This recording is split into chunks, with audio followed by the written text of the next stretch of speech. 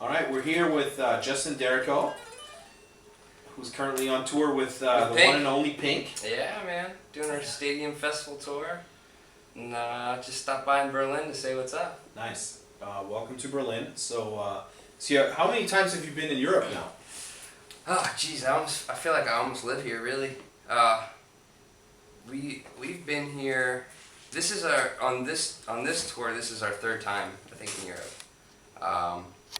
We were here in '09 at the beginning of the year for about 4 months, and then at the end of the year for about 4 months, and then we're back for another 2 months of stadiums and summer festivals and good stuff. Nice. So, how long have you been playing with Pink now? Almost 5 years I've been with her, yeah, we've just been hitting it pretty hard ever since. Like we toured for 2 years, and then we had almost a year off, and then this tour, the Funhouse tour, to put it in a bit of perspective, like when we started the tour, I was 26, and now I'm 28, and we still got a bit to go. So it's been a hell of a ride. It's been a lot of fun. Cool. Yeah. And I'm sure a lot of our viewers are interested. I mean, how does one land a gig like Pink? How does that work? Is there auditions? Or? Well, yeah, I got called to audition for that.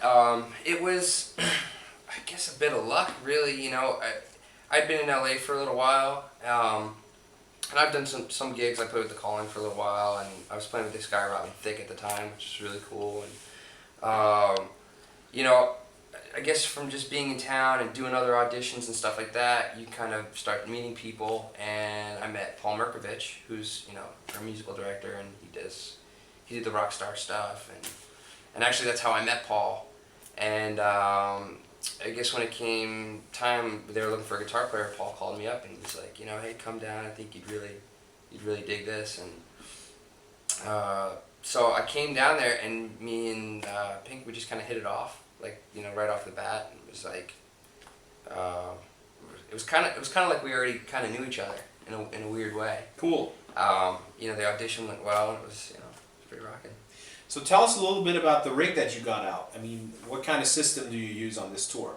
Well, on this I use, and actually for when I'm doing anything, I use, I got my Les Paul Standard, my favorite one.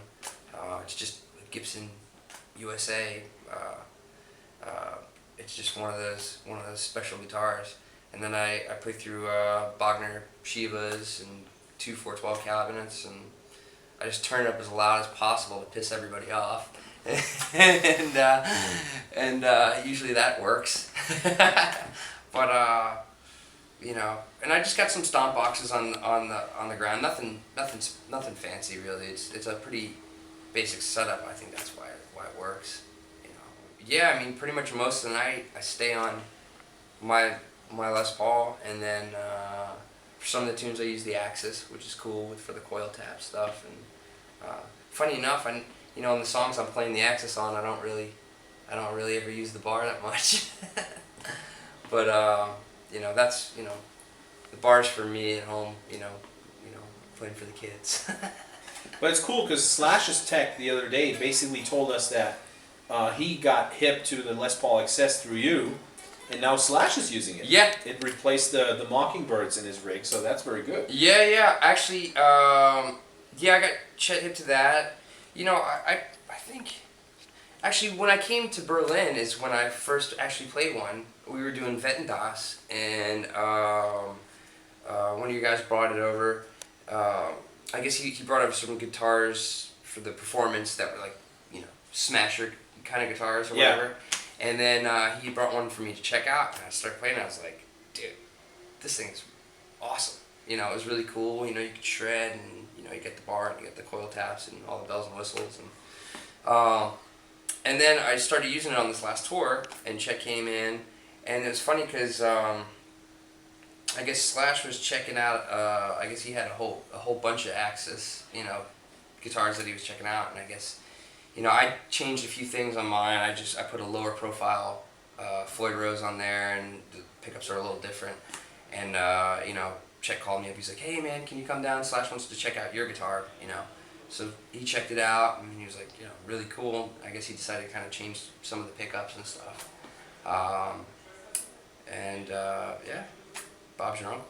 Justin, you also have a solo record coming out, right? Yep. Tell us a little bit about that. It's called Boldly Going Nowhere, and for lots of reasons. Yeah, it's I'm hoping to have it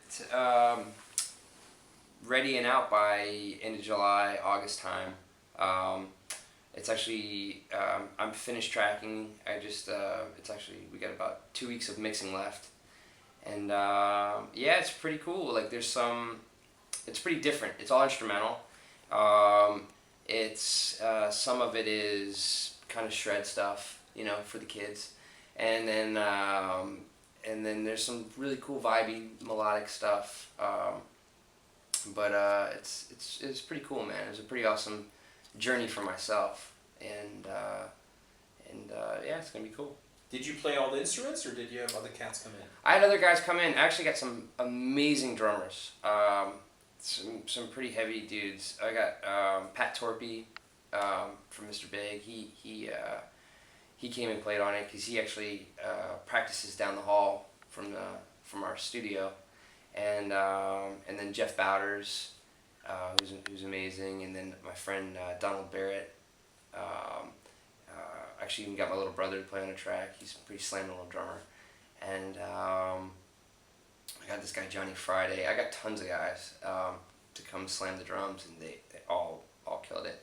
And then I got my friend who produced it, Corey Britz. He's a bass player. He plays with Gavin Rosdale, and he did all the bass on it and stuff. And but yeah, I just did all the guitar and all all the string weird shit.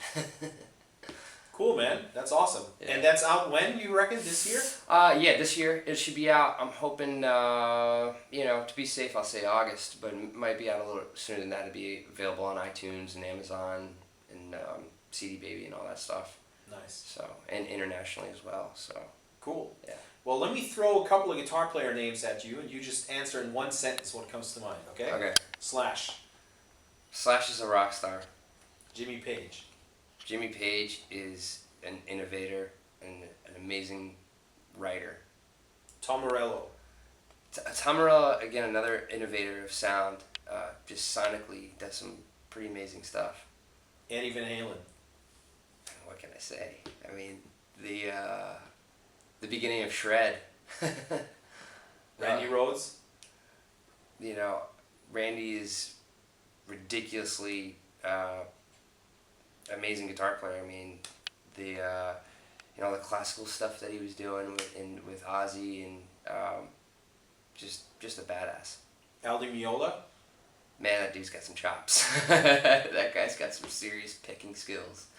Paul Gilbert. Paul, again, man. I mean, that guy's Paul's been a big influence on me.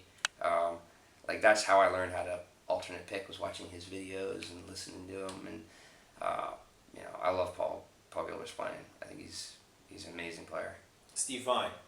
Steve is a very creative guitar player. His music and stuff. It's like his tunes are like compositions, really, and he plays.